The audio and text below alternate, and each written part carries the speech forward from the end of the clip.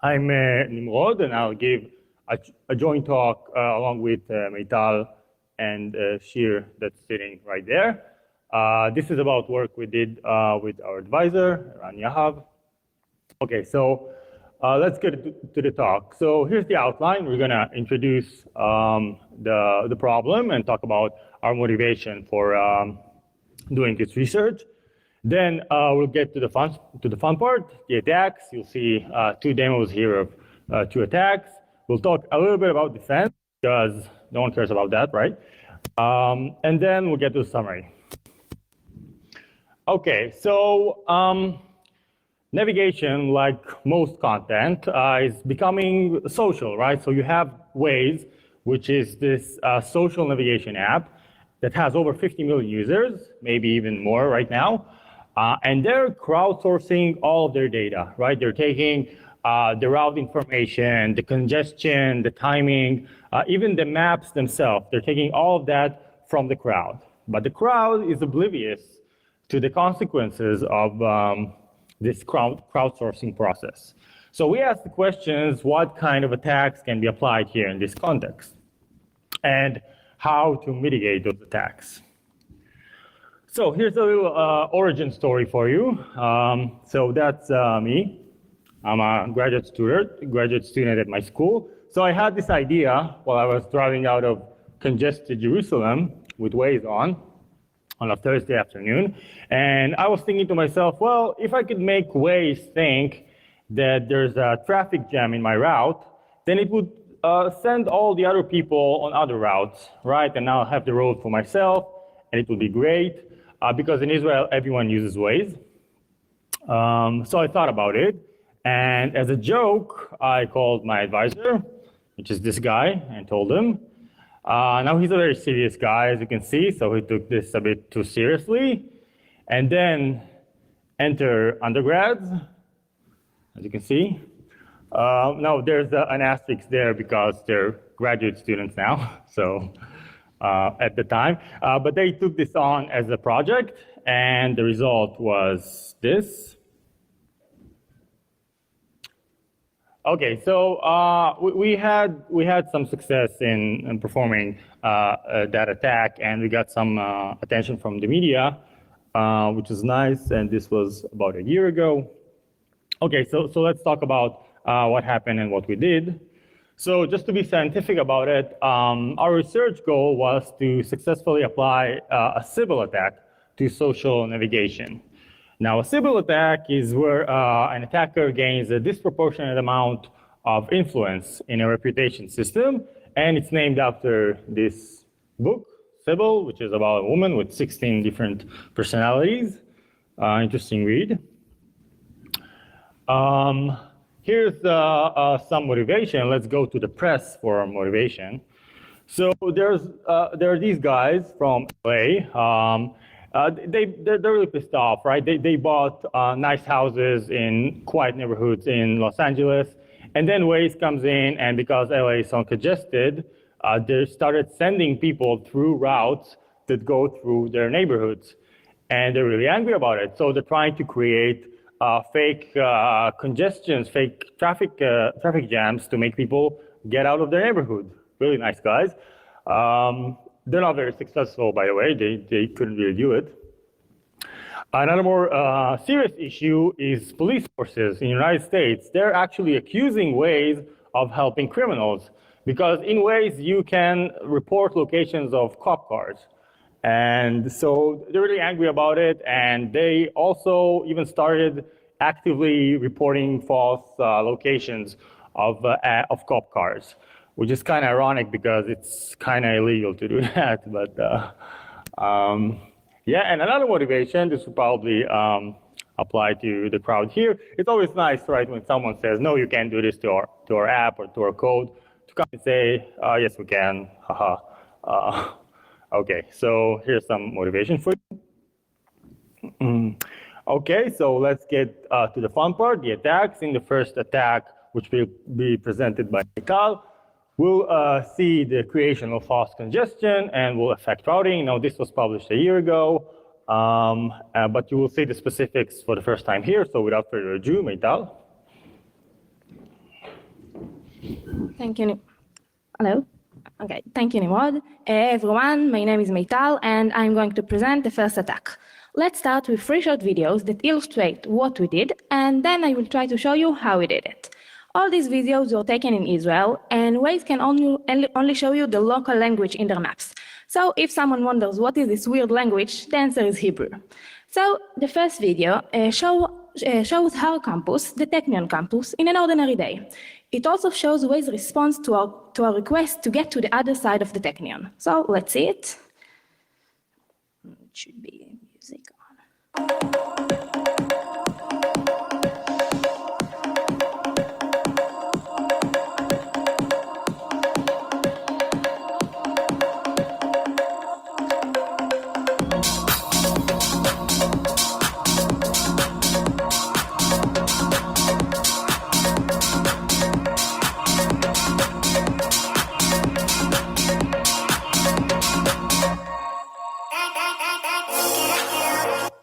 Okay, so when the road was empty, Waze navigated us through the short road. Its length is 0.8 miles. The next video was taken after we executed our attack. A traffic jam was created.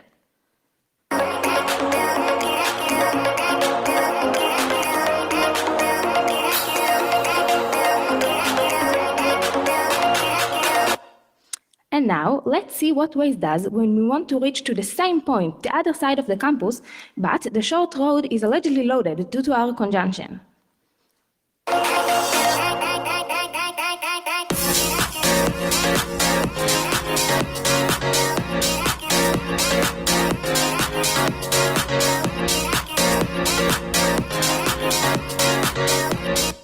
The navigation was changed. Waze no longer directed us through the short road. The new suggestion is 0.4 miles more than before. We affected the whole area routing options. And now, to see how it works, give me a second to open my virtual machine and start the process. So just a second. Okay.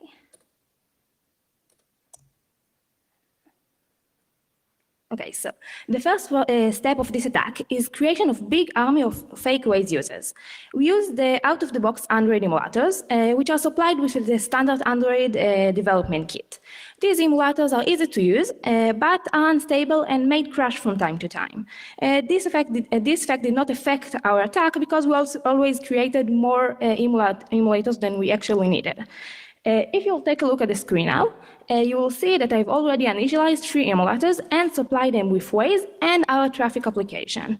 This is only a mini demonstration that with a smaller configuration than the one that actually needed in order to create the traffic jam, but it shows the bot creation process. We have a larger group of emulators running on a remote computer back there at home, and we will get back to it later on. So to control and command these emulators, we use the Android debugger bridge, or just ADB, that gives us the ability to communicate with them. We can control them to perform any desired task, from writing a text, like you will see in the screen in a second, or tapping the screen. Waze actually helped us in facilitating this attack. They logged the name of each new activity. Activity is a screen, so they logged it. So we can easily track the status of our action and see if we can move on or should fix something. Another interesting thing is that Waze has a reputation system that ranks its user by the seniority. We found out that even a baby Wazer, which is a new Waze user, can affect the map and create a traffic jam. So to harden the process of classification of our Wazers as malicious, we decided to register with random information in each time, so each attack was actually carried by a brand new army of bots. In a second, we will have 3 fresh new Wazers that are ready to use and carry this attack. We won't see the maps yet because the emulators don't have any location set.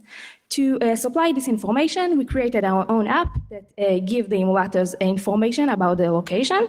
But when a new location is supplied, Waze has to calibrate its maps in order to show them.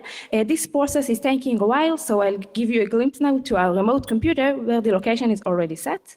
So just a second. No. Okay, so here you can see 12 emulators running inside the Technion campus. we can control them to drive in any movement pattern. Let's try to change the speed to 300 kilometers per hour. Don't try it at home, of course, just a second. The internet is pretty...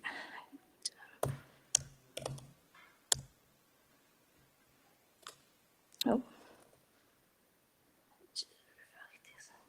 No. Oh, this one.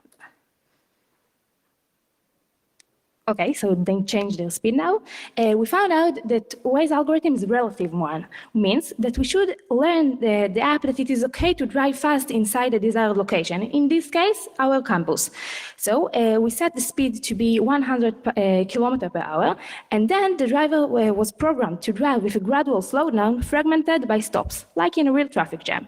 And it was the movement pattern that actually created that traffic jam. And now I really wanted to show you the live map with a red route, which is signed for Havik conjunction that our emulators was just create.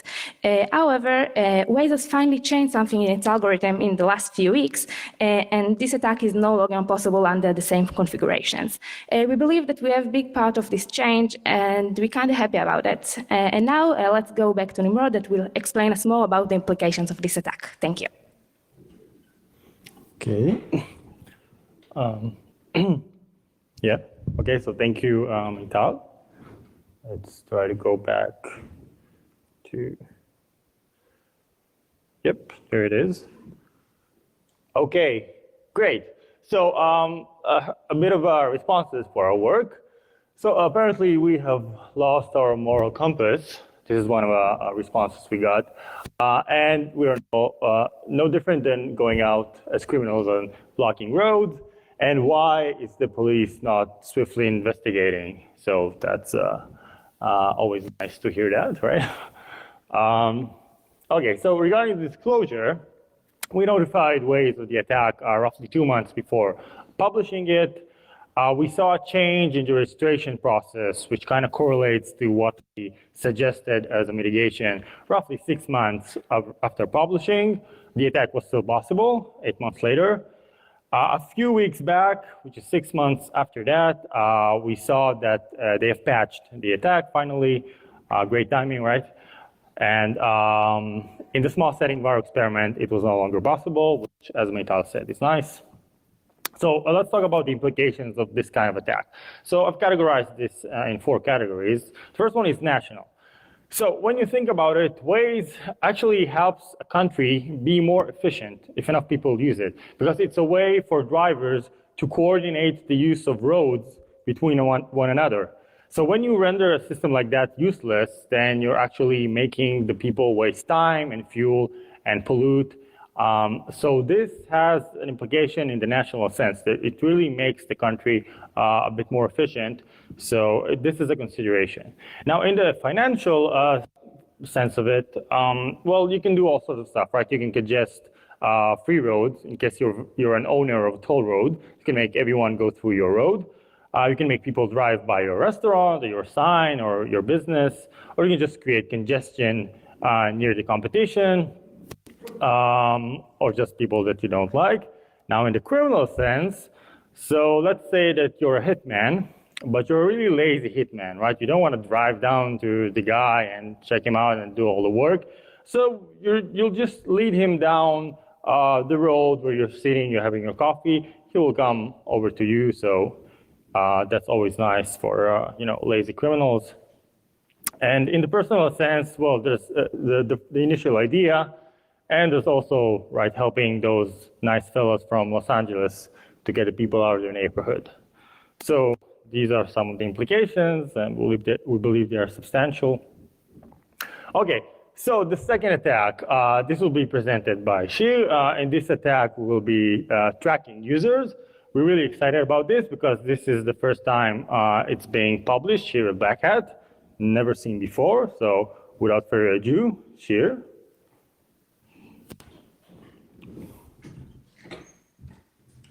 Thank you. Hello, everyone. I'm Shir Yadid, and I will present the user tracking demonstration. So first of all, let's see it in action. So let's switch to the other computer. I hope this works. It worked a minute ago, but the internet connection here is not quite well. So you can see we have a tablet and a webcam, and we change our location. It takes a while. Then it finds users on the screen, but I can see that the internet connection is not working so well. So I'll just start the backup video.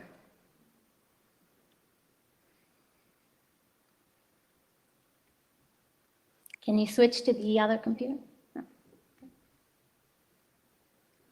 So you can see that we change the location. Then we find users on the screen. And then we press on these users. And each time we press on a user, appears a pop-up. And this pop-up contains information about the user. And we extract this information and we save it in our database with the user location. So again, we change the location. We find users on the screen. And then we press on them.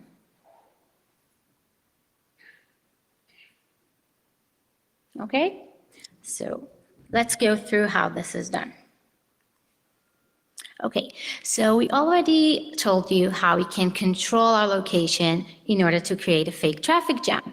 Now we use the same ability in order to track other users. So in order to find users on the screen, we use image processing. So the first step is to take a screenshot and then pull it from the device. So all the image processing is done on the computer. And the image processing technique is called template matching, is when you have a template image and you try to match it to smaller parts of your target image.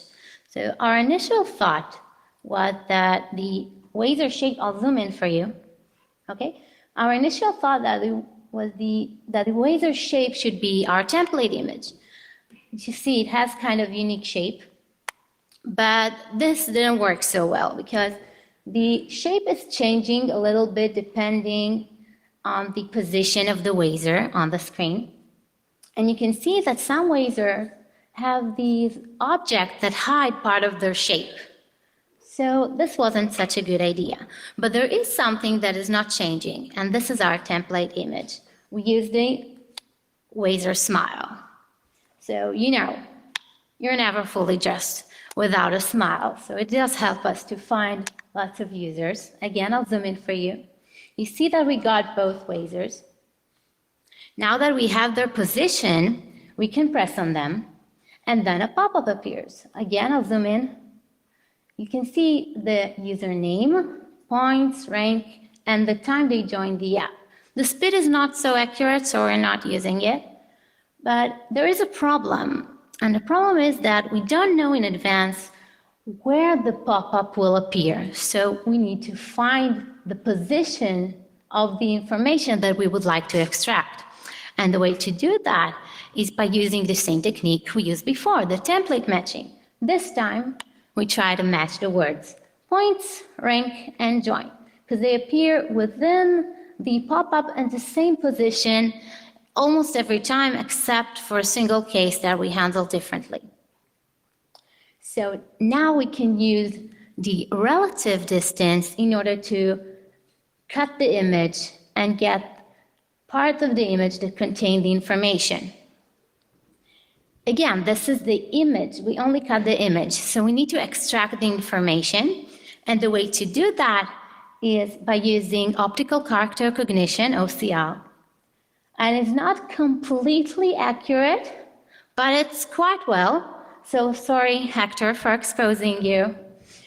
Now, this was only a single user from a single device, but we actually have 16 back in our office. So all this information is saved in our database. And the way to display it is by a website.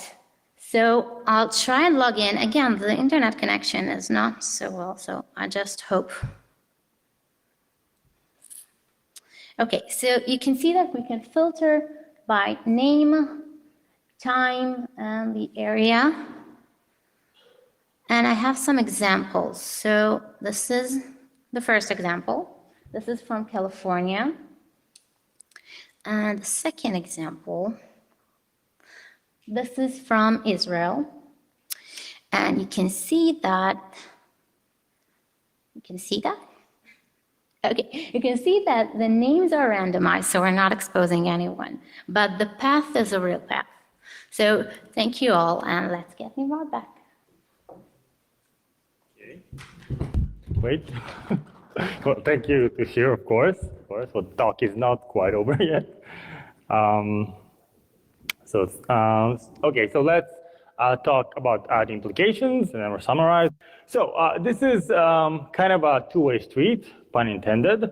You can track location once you have someone's handle, right? You can follow him and get his location, as we've seen.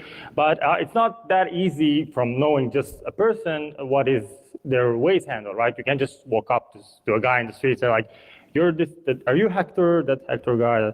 So you can't really do that, but you could use it the other way around, right? If you know where someone lives, where he works, the route that he takes, you can place our bots on that route and see which Wazers keep reoccurring there. And then after a sufficient amount of time, you will find the handle of the guy that you're looking for. So you can use it actually to infer the Waze handle and then use it to track him. Right, you can also infer persons of interest. You can just, for instance, put all our bots near a parliament, and then you'll see that the people that keep coming back there are probably ministers or their drivers at least, which is just as good. So there are a lot of uses for this attack. Another nice thing about this attack is that it can be focused, right? We can focus our bots on the location that we're tracking and really get a better refresh rate for the person that we want to track. And another nice thing is that it kind of completes the read-write loop, right? Because if spoofing a traffic jam is writing, then tracking is reading. And this gives the attacker a lot of control over the application, a lot of users, and over the users, so this is really powerful. Okay, real quick about mitigating attacks. So we'll start with the tracking attack. Waze actually allows you already to opt out of the live map, but this is not the default option, and people are not really aware to what happens if they don't opt out. And for the spoofing attack, well, we suggested a mitigation that uses carrier information, meaning the phone number, the SIM information. We saw that Waze started doing this after the attack became public and after we gave them our material. So that's nice, and there's a lot more details here, and the attack, you can read it all in the white paper. Okay, so to summarize, we've shown that a civil attack on social navigation is possible, and we demonstrated here a spoofing and tracking attack. What's nice about our attack is that it requires no reverse engineering. We just use the Waze mechanism as a benign user against itself. We were able to track thousands of users and create false congestion. This has vast implications. We suggested mitigation that we suspect was adapted by Waze. We were not sure. Great, so to conclude, users should beware of trusting social applications blindly, even reliable ones, and those applications should put more effort into security. And another personal conclusion for me was that undergrads can be useful. Like, who would have thought about it, right? But then again, are they really undergrads? They're graduate students now, so you can't really know. Okay, so that's it. We'll take questions now, and thank you very much for listening.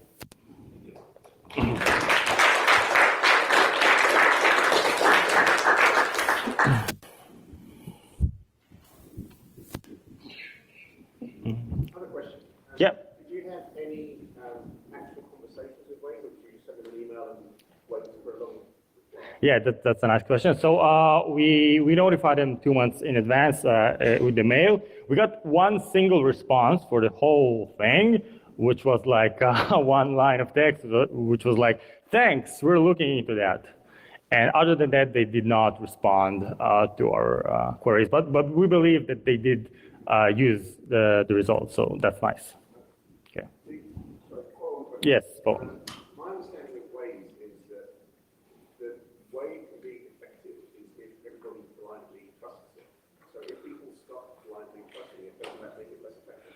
Well, you don't have to blindly. Well, you need to trust it, but it needs to give you a reason to trust it, right? It needs to at least be able to overcome some very minimal standards for security. It should be able to somehow verify that you are a human user, say for using your phone number or at least using Facebook account, something. And what we showed is that they really weren't using even that. So we're saying, yes, of course, you should trust Waze in order for it to work, but they should earn the trust, yes. Okay, yes. So my understanding is that when a traffic jam is reported, Waze will then monitor the speed of other Waze users along that road. So given your attack, if there was more Waze users on that road reporting normal speed, would that cause your attack to fail? Yeah, so if I got the question correctly, that's a good question, because we checked what happens if you have like a lot of slow driving bots along with fast driving bots in the same area. And in our experiments, it always showed that the slow bots win. So if you have a critical mass of bots that's driving slow, then they would create a traffic jam in the application. And by the way, reporting a traffic jam, you have an interface for that. It doesn't create a traffic jam. It it infers it from the driving pattern. Okay, so you don't need to actually report a traffic jam. It monitors your speed all the time regardless. Okay. Exactly, yes. Thank you. Yes.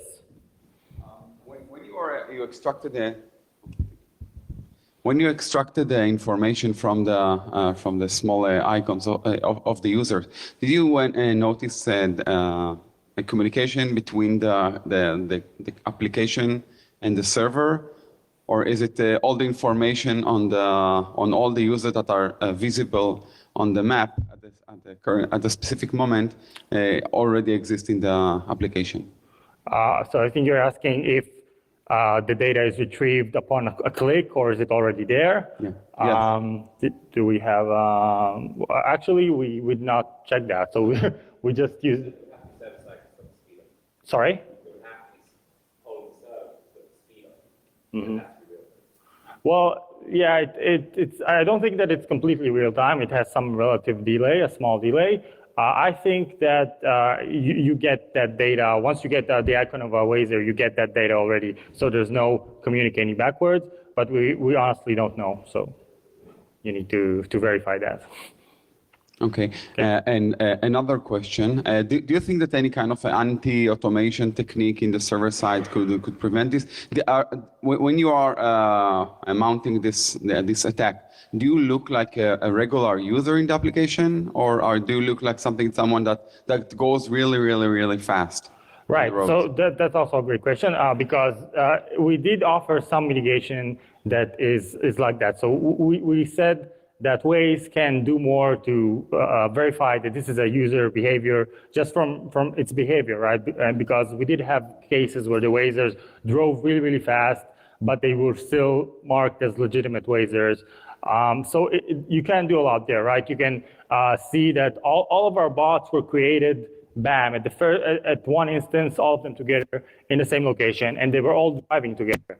And we thought initially, well, maybe Waze is catching that, and then we started trying to split them apart, but eventually we found out that this is not the case. We were able to mount the attack with a bunch of Wazers all created instantly and driving together. So they performed initially no effort in trying to remove automation, in trying to make sure that this is not a machine driving there. So initially, no. Right now, I don't know. I hope that they're doing a better job.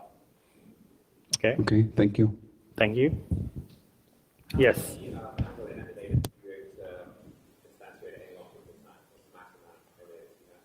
What's the maximum we're able to instantiate? Yeah, it was per server. It was 15, right? Yeah, 15 per server. Yeah. So was the limitation the server or 15? Per one server. Yeah. The server is there. No, the server is our server.